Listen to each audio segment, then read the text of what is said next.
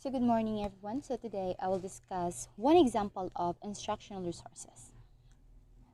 Education is necessary for everybody. Education is very vital.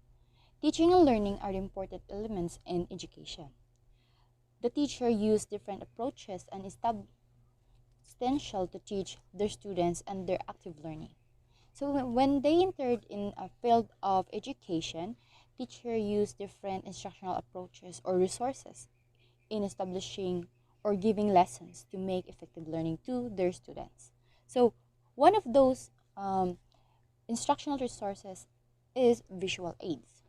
So, visual aids are those sensory objects or images which initiate or stimulate and support learning or lesson clearer or easier to understand and to know. So, example of visual aids are maps, pictures, models, videos, slides, or real objects. So, in visual aids, it is very important in education system. It encourages students or the learners about their learning process and make it easier and also to get their interest. And it is the best tool for making teaching effective and the best dissemination of knowledge. So how these instructional resources will be integrated inside the classroom. So these visual aids will be integrated inside the classroom, especially when you have a group activities. Because through a group activities, when you present visual aids or images, your learners or the students will be motivated to do their tasks, how to interact their peers or other learners also. So when they have or you will be presenting images or a real object to them, they will be motivated and also they will participate in every task that you will be given to them. So now let's talk about the strengths and weaknesses of using visual aids. So first is the strength. Get the attention of the participants. So when you're presenting to your learners or to the students objects, they will pay attention to your discussion because we know that children are more attracted to images that is not especially nga dili kay familiar nila, di ba? The next is simple presentation. So when using visual aids, dili jud siya kinahanglan kanang more on colors, especially kanang mga light colors. But you have to use kanang mga colors na kanang di ka siya sakit sa mata, hindi sad ka siya ingon nga more attractive to those learners or your students. So third is participants feel more engaged. So when the participants feel more engaged, especially when you conducting group activities, because kanang learn sila dito how to interact, how to participate with other students, and also easier to remember. So for example, mag-present ka sa students nimo og kanang example ballpen, di ba? You have to explain what is this, right?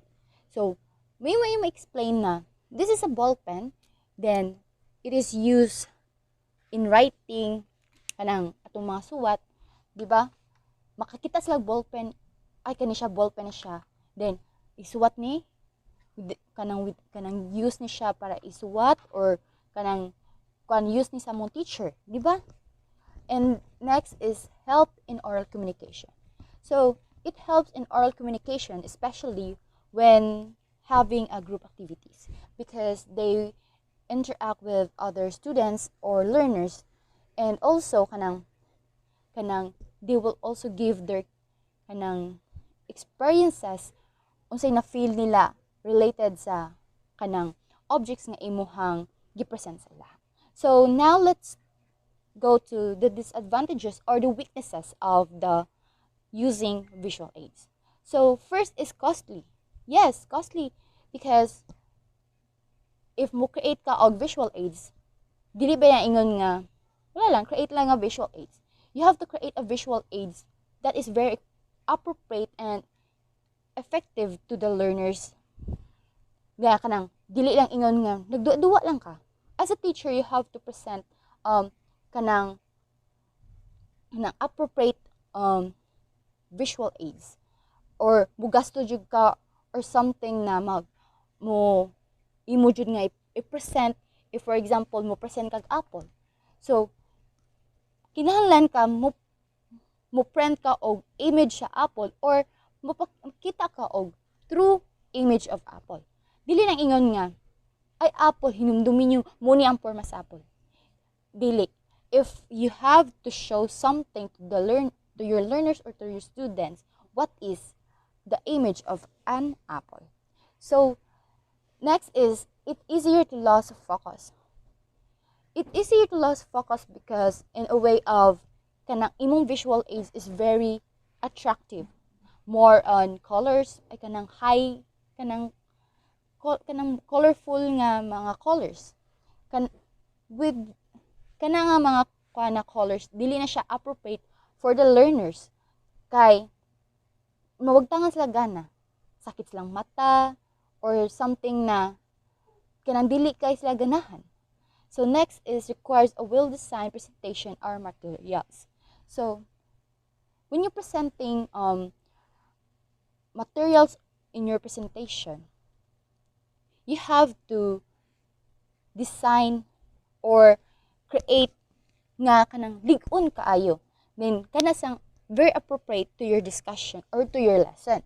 So the last one is participants might pay more attention to the graphics. So this is very advantageous or the weakness, one of the weaknesses of using visual aids, because kasagaran di ba sa bata is kanang dali sila ma-attract sa mga butang nga lalim na dili kayo nila makita.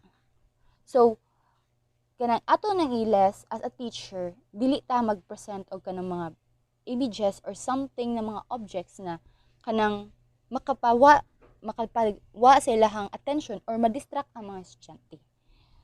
So next is when it must be effectively used inside the classroom. So when using visual aids is very effectively using inside the classroom, because especially for those preschoolers, because we know that children attracted more in images.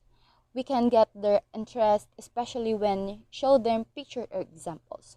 So with the use of this, for example, group of students, if you show them kanang imong magpakita ka og object sa ilaha or give them group activities, so students will be engaged in those activities and they will participate, and also their interest will be focused on that lesson or the discussion you are presenting.